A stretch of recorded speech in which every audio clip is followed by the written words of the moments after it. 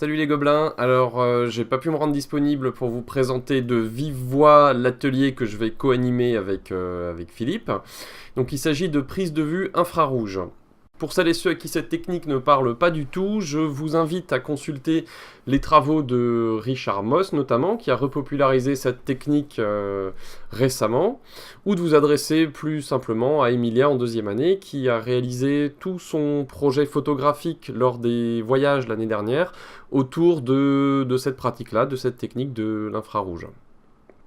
Alors de quoi il s'agit concrètement? Eh bien comme vous le savez, l'œil humain peut percevoir des longueurs d'onde qui sont comprises grosso modo entre 380 et 780 nanomètres.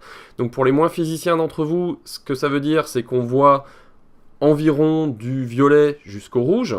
Or les capteurs de nos chers appareils numériques peuvent initialement accéder à des longueurs d'onde qui vont jusqu'à 1000 voire 1200 nanomètres. Cette fonctionnalité, elle est bien évidemment bloquée par les constructeurs lorsqu'ils vous vendent l'appareil, tout simplement pour pouvoir restituer un spectre de couleurs qui soit au plus proche de votre vision humaine.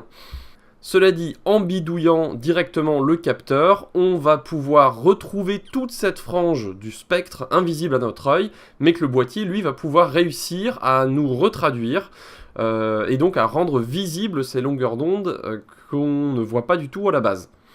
Donc pour cet atelier, on va avoir la chance de disposer de 5-6 boîtiers qui ont été convertis, qui ont été défiltrés, donc c'est-à-dire qui sont capables d'enregistrer les infrarouges, et d'un jeu de filtres qui vont nous permettre de sélectionner les longueurs d'onde qu'on va vouloir afficher dans notre photo. Alors qui dit infrarouge dit lumière.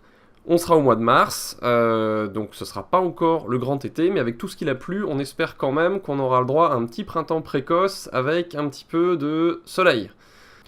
Donc d'autre part, ce qui est intéressant en infrarouge, c'est d'essayer de shooter des sujets qui reflètent énormément ces longueurs d'onde initialement inaccessibles.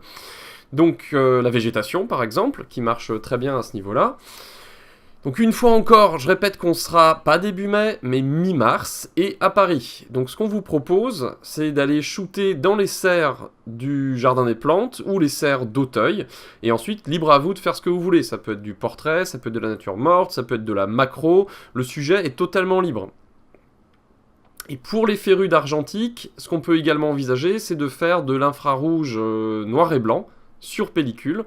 Donc là, bien sûr, à condition que le soleil soit de la partie, sinon c'est mort. On n'y pense même pas, il n'y aura pas assez de lumière, il faudra faire des pauses bien trop longues pour avoir un tout petit pet d'infrarouge, ce qui ne sera pas suffisant. Donc l'atelier, ce qu'on a prévu, c'est qu'il dure 2 jours et demi. Donc c'est court, mais normalement ça pourrait nous permettre de faire tout ce qu'on a envie de faire. Donc si on le fait durer 2 jours et demi, on aura donc la possibilité de donner un boîtier à chaque élève. Donc on partirait sur des groupes de 5 ou 6 élèves par session. Donc après, évidemment, s'il y a peu d'inscrits, on pourra rallonger un petit peu et passer plus de temps sur vos projets photographiques, donc comme les boîtiers seront plus disponibles. En revanche, s'il y a beaucoup de monde, on partira bien sur les 2 sessions de 2 jours et demi. Et on peut même envisager, s'il y a un vrai gros succès dingue au niveau des inscriptions de cet atelier, de faire en sorte que vous partagiez les boîtiers, d'avoir un boîtier pour 2 élèves par exemple. C'est aussi une solution. Donc ça va être à voir en fonction des inscriptions. Donc essayez de vous inscrire au plus tôt que nous, on puisse calibrer tout ça au mieux.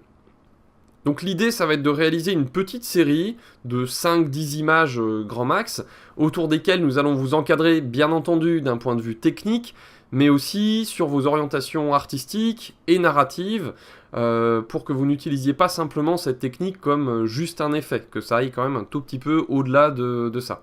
En attendant, ce que je vous invite à faire, c'est d'aller consulter le site infrarouge.photo, donc www.infrarouge.photo, pour commencer à vous imprégner un petit peu des exigences de cette technique.